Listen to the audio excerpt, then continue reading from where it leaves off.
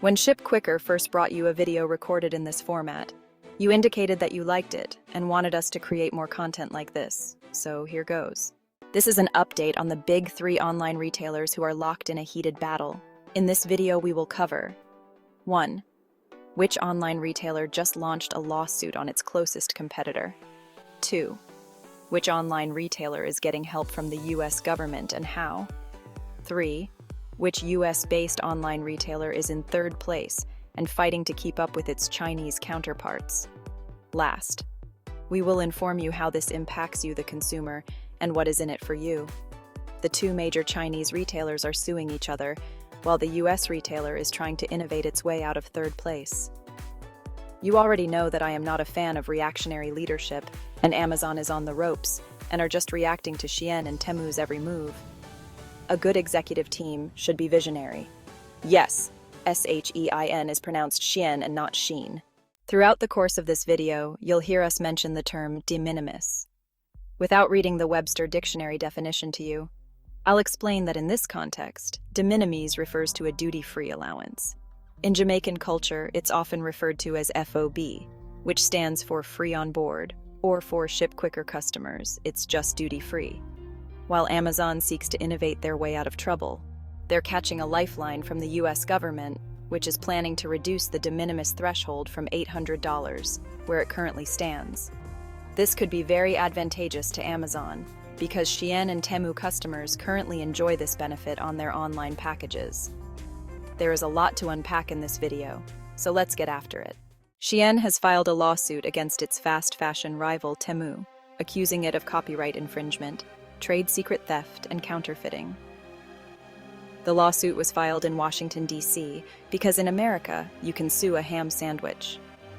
The lawsuit alleges that Temu orchestrated a coordinated scheme to steal Shein's intellectual property, including designs and trade secrets, and encouraged sellers on its platform to produce knockoff versions of Shein's products.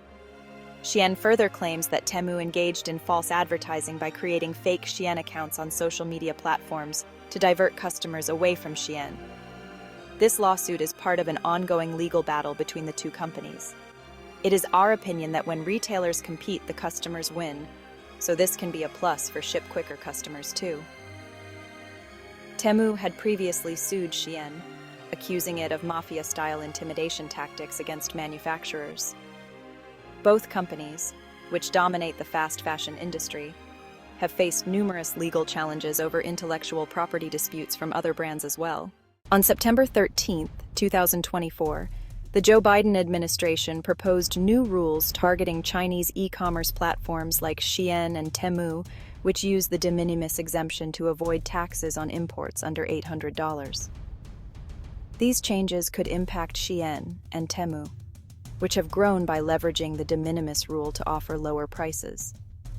The surge in shipments, from 636.7 million in 2020 to 1 billion in 2023, has fueled what the administration calls unfair competition. The rules may modestly raise prices, affecting low and middle-income consumers. Although the proposal bypasses Congress, it aims to push for de minimis reform legislation by the end of 2024. Since the price point of products on both websites is so low and the de minimis threshold in Jamaica is only $100, even a significant reduction in the US de minimis from $800 should not have a major impact on Ship Quicker's local customers in Jamaica. In addition to catching a break from the US lawmakers, Amazon is making a strategic move into the low-cost, unbranded goods market. This is significant, especially as it targets platforms like Temu and Shein, which have grown by offering cheaper alternatives to branded products. For third-party sellers, this shift could create new challenges. As Amazon starts promoting cheaper, unbranded products on its platform, it risks undermining established sellers who have invested in building brand identity, quality, and intellectual property protection. For sellers, this could mean competing directly with knockoff products on the same platform where you've worked hard to establish your presence. Amazon funneling traffic to these low-cost alternatives might erode trust in the brand value that many sellers have built. What impact will this have on the current products on Amazon? Will Amazon cannibalize itself by stacking cheaper Chinese sellers' products next to the more expensive US sellers' products? Please share your thoughts on what you think the outcome will be. If you find value in this video, researched, produced, and directed by Ship Quicker, please share it with friends, family, and loved ones and give Ship Quicker a thumbs up.